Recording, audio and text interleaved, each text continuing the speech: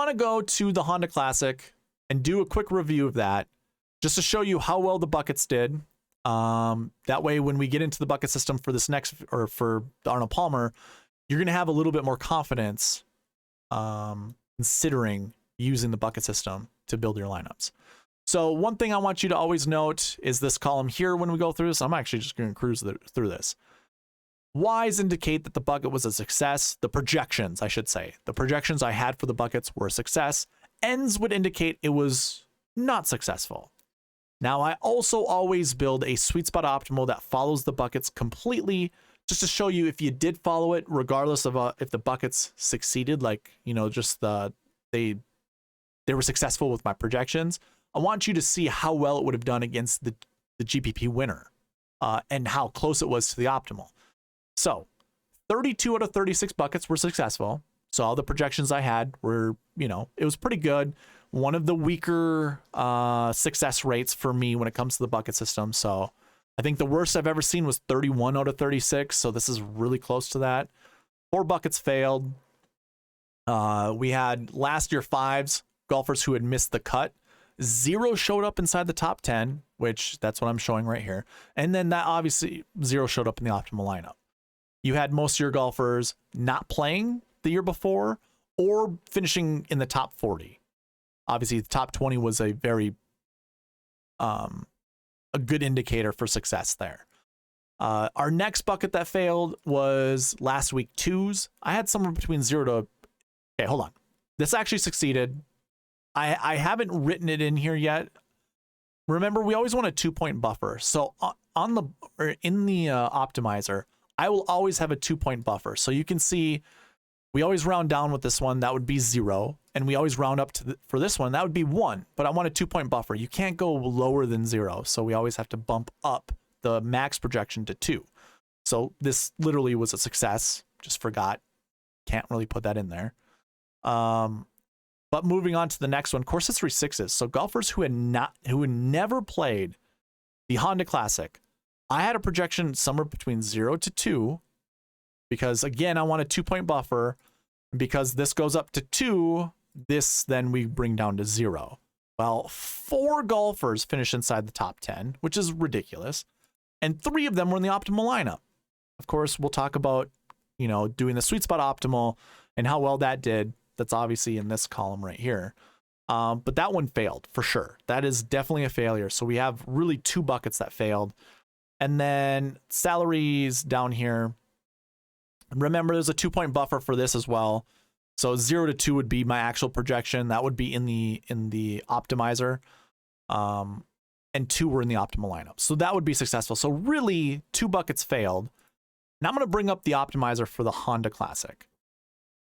I updated the spreadsheet to remove people that were out or who had withdrawn, and some of the golfers that I removed changed the bucket projections. So when I had built out the SweetSpot optimal using the Honda Classic information, a lot of these were different. So just to show you, this is indicating what the SweetSpot optimal picked.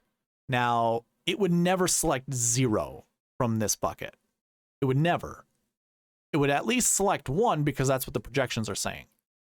At the beginning of the week, so Wednesday night, when I was building lineups, this max projection here, this is what I called the conservative projection for your max projection, was 1.98. Remember, we want a 2-point buffer. So that was my max was 2. So really what the original projection would have been 1 to 3. Round down with this one, we round up with this one, 1 to 3. But this is kind of like a new rule that I implemented this year. With the conservative max projection being under 2, I then bump that minimum down to 0, but I keep the original maximum up to 3. So this was actually 0 to 3. And let me see if I actually got that right. 0 to 3. Which bucket were we just talking about? See, this is that streamer brain. Last year 5s. Oh, I actually had it 0 to 2. This should have been 0 to 3. So I guess I kind of screwed up a little bit with that one. Either way, if you use the optimizer how I had it, I built a SweetSpot optimal that went with it. So reviewing the optimal versus the GPP last week, your optimal left $4,300 on the table. That's insane. We never, ever, ever, ever advocate for something like that. Don't leave that much money on the table. That's insane.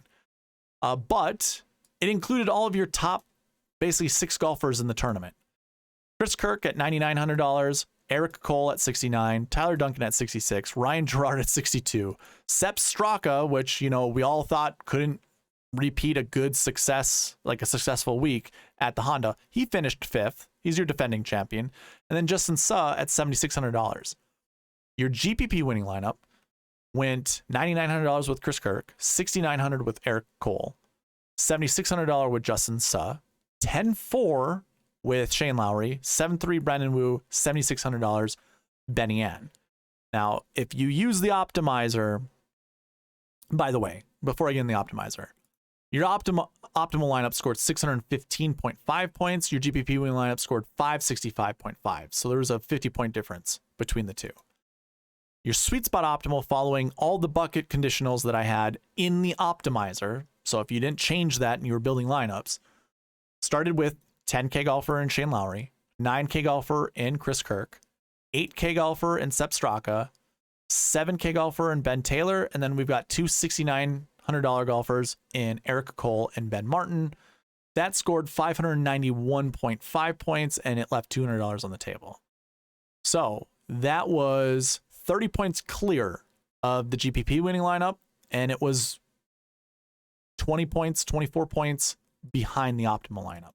So we would have waxed the GPP winning lineup had we obviously went with these golfers, which we didn't.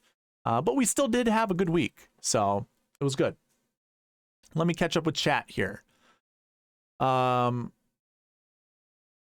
says, you're going to have a 10K golfer in your lineup this week. I don't disagree. Ryan McQueen goes, yep, hence why it is important for tourneys to get a solid player pool thanks to the bucket system. And mix and match those 6K guys into your pool. 1000% agree. Rory, yes, sir. Would love to see Rom versus Homa round 2. That would be interesting. I kind of like Homa this week. Homa is just like a solid golfer. Someone I could not stand to play the last couple years, but it's like once he kind of, well, obviously he's been successful, so that helps. It's like, dude, the guy's golf game is so solid. Ryan McQueen, good luck, sir. Thanks for stopping by.